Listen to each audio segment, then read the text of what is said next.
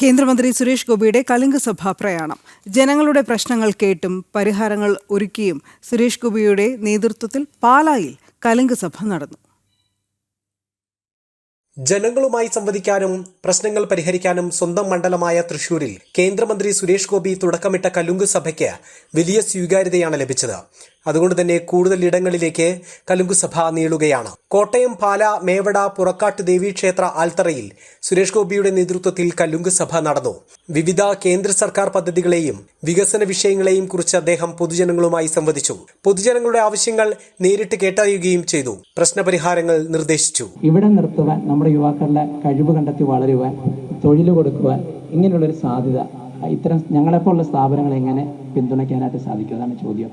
ഓരോ പദ്ധതിയും ശ്രീ നരേന്ദ്രമോദി കൊണ്ടുവന്നിട്ടുള്ളത് ഒരു 2 വർഷമെങ്കിലും ചർച്ച ചെയ്ത് പലരുടെ അഭിപ്രായം കേട്ട് ഞങ്ങളെപ്പോലുള്ളവരെല്ലാം വിളിച്ചിരുത്തി ഇങ്ങനെ ഒരു ചിന്ത മനസ്സിൽ വരുന്നു.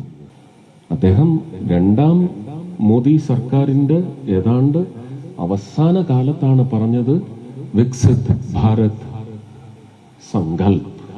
അത് സങ്കല്പമാണ്.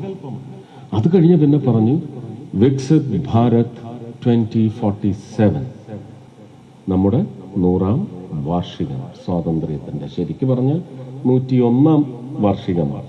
പക്ഷെ ആ കാലത്തേക്ക് ഇപ്പോഴത്തെ പ്രധാനമന്ത്രി ഒരു മുന്നേറ്റം നടത്താൻ വേണ്ടി ആഹ്വാനം ചെയ്തിരിക്കുകയാണ്.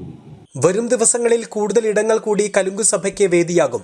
BJP കോട്ടയം വെസ്റ്റ് ജില്ലാ പ്രസിഡന്റ് ലിജിൻ ലാൽ, സംസ്ഥാന വൈസ് പ്രസിഡന്റ് ഷോൺ ജോർജ്, മേഖലാ പ്രസിഡന്റ് N. ഹരി തുടങ്ങിയവർ എത്തിയിരുന്നു. ജനം, കോട്ടയം.